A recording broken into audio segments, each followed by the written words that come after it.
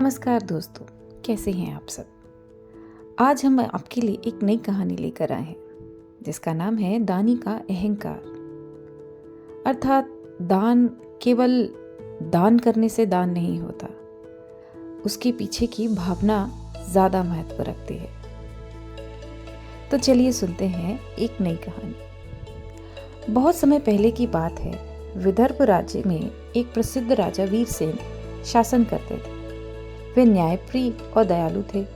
उनके दरबार में एक पराक्रमी योद्धा था, सत्यजीत। सत्यजीत न केवल वीर था बल्कि बहुत बड़ा दानी भी था।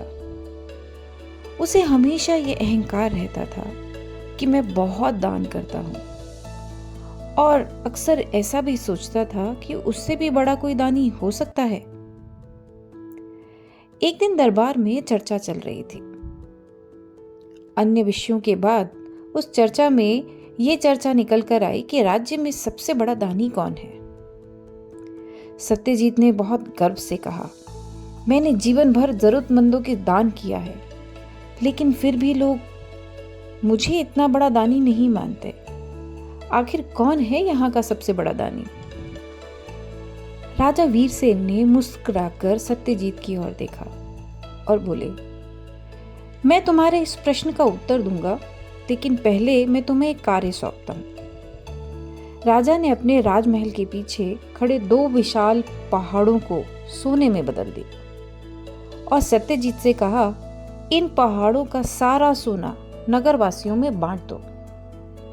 सत्यजीत को यह कार्य सुनकर बहुत प्रसन्नता हुई। उसने नगर के सभी लोगों को बुलाया और एक पंक्ति में खड़े होने को कहा। वह स्वयं अपने हाथों से सोना काट काट कर लोगों को देने लगा। पहले दिन लोग बहुत खुश हुए और उसकी जय जयकार करने लगे। सत्यजीत को अपने पर और गर्व हुआ कि वह कितना महान दानी है। उसे सोने का जरा सा भी स्वार्थ नहीं रहा और उसने वो सारा सोना दान करने में लगा रहा। 2 दिन तक उन पहाड़ों से काट काट कर सोना सत्यजीत बांटता रहा, लेकिन 2 दिनों तक सोना बांटते बांटते वह थकने लगा।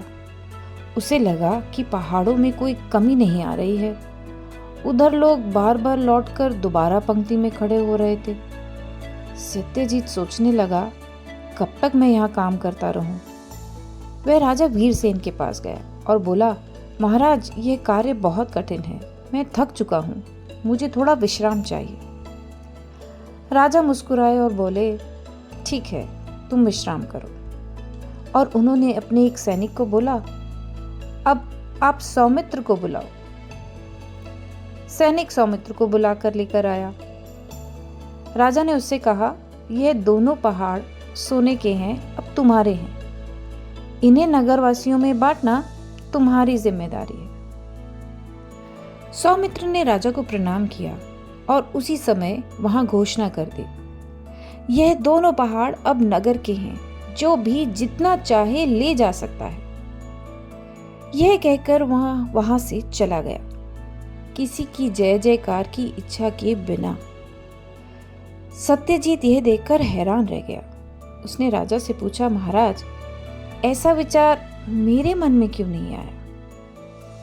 राजा ने गंभीर स्वर में उत्तर दिया, क्योंकि तुम्हें दान देने का अहंकार हो गया था।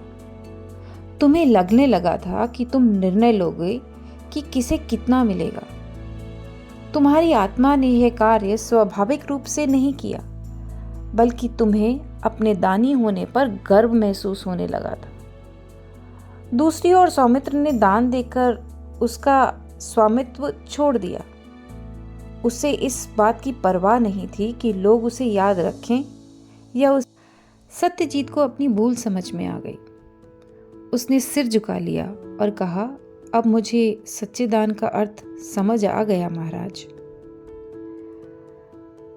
दान वही होता है जो बिना किसी प्रशंसा या स्वार्थ की भावना से किया जाए।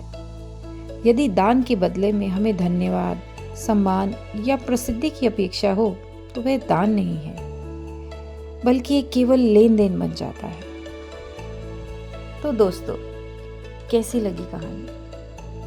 आशा है पसंद आई होगी। अगर पसंद आई है तो हमें लाइक, शेयर और सब्सक्राइब करें और हमें अपने विचार अपने कमेंट में ज़रूर बताएं। मिलते हैं एक नई कहानी के साथ। तब तक के लिए धन्यवाद।